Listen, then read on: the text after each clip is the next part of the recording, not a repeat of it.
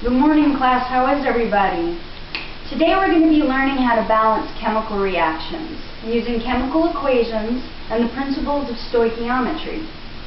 Stoichiometry is the study of the quantitative relationship between reactants and products in a chemical reaction.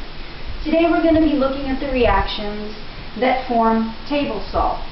It's something that's in all of our processed foods. And what constitutes water? What basic elements come together to form water? There are 5 essential things that must be present in your chemical equation. The reactants, and those are on the left side of your chemical reaction. This being a generic representation of a chemical equation. They're your starting materials. We have our products on the right side of the arrow. They're what you're forming. Now, we need the chemical formulas, and today to make salt and water we're going to be using sodium, chlorine, hydrogen, and oxygen. We need to know the phase of the participant chemicals. Are we having solids, liquids, or gases present? What are we forming? And the amount of each substance, which today we'll be using moles. That's a basic unit of measurement that we use in chemistry. Balancing a chemical reaction. Here's your generic chemical equation. There are 3 essential steps when balancing a chemical equation. We need to write the unbalanced equation, which here we have forming sodium chloride, your basic table salt.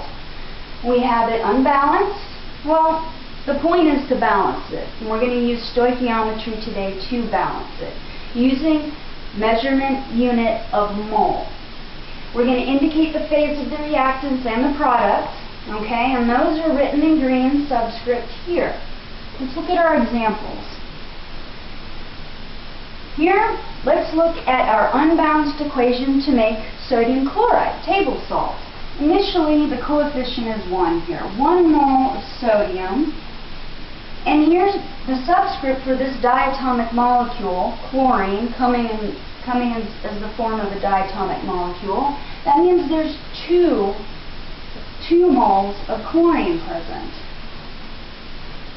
Here, our compound, sodium chloride, we're going to break it up into its constituent elements, that being sodium and chlorine. Now, it's unbalanced. You see, we need a 2 over here for chlorine. We need 2 moles of chlorine. Well, if I put a 2 coefficient in front of the sodium chloride, I get 2 moles of sodium, 2 moles of chlorine. Okay? Great. But it's still unbalanced. What's unbalanced? Well, we want a 2 here, right? We want 2 sodium moles. So, easily done. I put a 2 in front of the sodium there.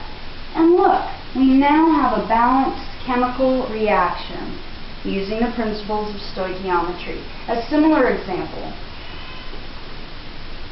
But, first, we do need to know that this is a solid and this is a gas coming to form table salt, which is a solid. Well, let me forget that. Here, we have 2 moles of hydrogen and 2 moles of oxygen coming to form H2O, water. Broken into its elemental constituents, we have 2 hydrogen and 1 oxygen. So, what's unbalanced here? And how can I do this in 1 step instead of 2? Very simply. What if I were to multiply by 1/2?